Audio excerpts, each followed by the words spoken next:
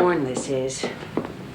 You must get some new clothes in Philadelphia. Nonsense. This is a Congress, not a fancy dress ball. Well, I hear the Southerners are quick to judge a man by his appearance. Well, how would it look if I arrived wearing velvet and my fellow delegate, poor cousin Sam, appeared in his worn-out homespun? Very well, Mr. Adams.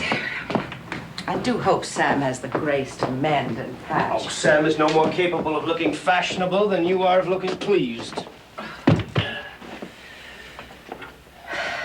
Try to put a cheerful face on my leaving. I fear I shall make a wry face like swallowing magnesia. But the dose will go down. Mr. Adams, I must confess. You have already confessed your secret craving for travel. No, John. I must confess my secret craving for you. You will be careful.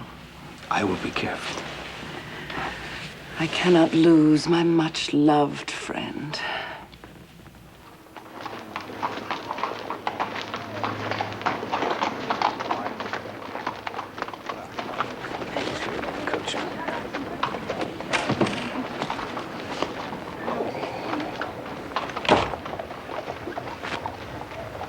It can't be. You like it? Where did you get those clothes? An anonymous benefactor wishing me to look prosperous in Philadelphia sent them round this morning. A real gold handle, did you notice? I was too dazzled by the silver buckles on your shoes. They also provided me with enough money to live comfortably in Philadelphia. And you accepted it?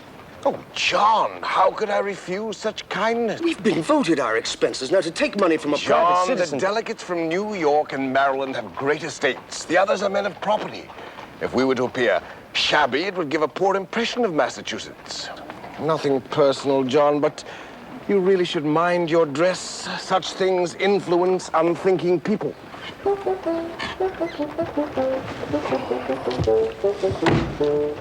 Drive on.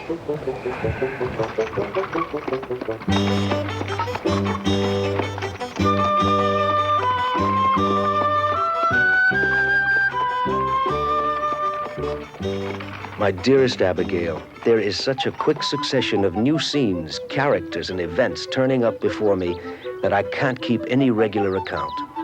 Philadelphia, for all its great size and wealth, is no Boston.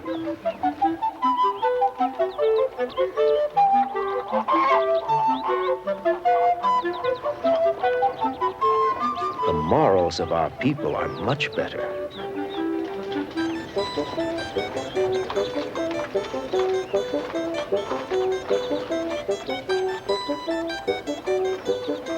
Boston manners are more polite and agreeable.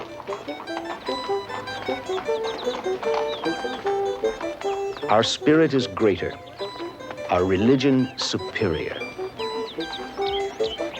our persons handsomer. We exceed in everything except patience. Fortunately, this Congress begins tomorrow.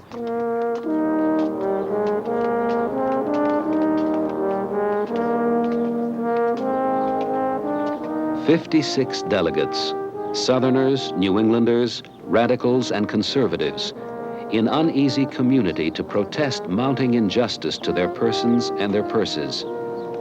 Talk of independence comes from New England lips, but other delegates resist an irrevocable break with Mother England and their king. Gentlemen, we must establish certain rules for voting before we begin. It appears to me that the most equitable way to vote would be according to population. Thus, a sparsely settled colony would have a smaller vote in this Congress As the than a more densely representative of the populated good one. people of Rhode Island, I must remind this Congress that small colonies have an equal stake with their larger sisters in any decision reached by this Congress. The chair recognizes Mr. Patrick Henry of Virginia. Mind what he says, John. I understand he's the Cicero of the South. More important, these Southerners could be our greatest allies. Gentlemen, I beg you to put aside all regional differences. Why, since the Crown saw fit to negate the laws that govern us, I say that government is dissolved. are your landmarks, your boundaries, your colonies. No, we are in a state of nature.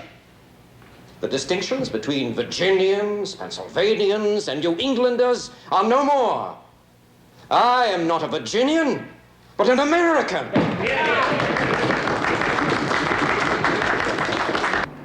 Thrilling, isn't it? No, frightening.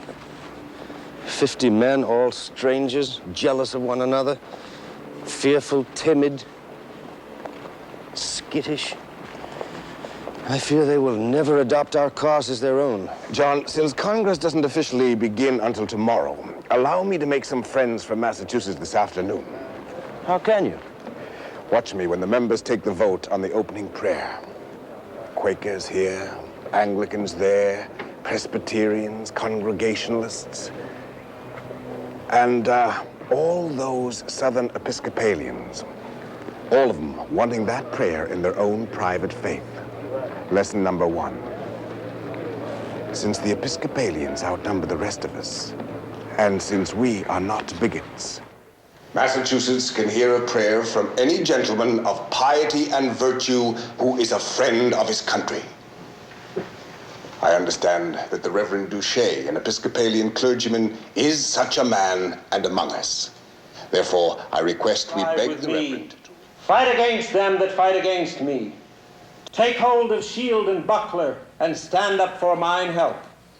Draw out also the spear, and stop the way against them that persecute me. Say unto my soul,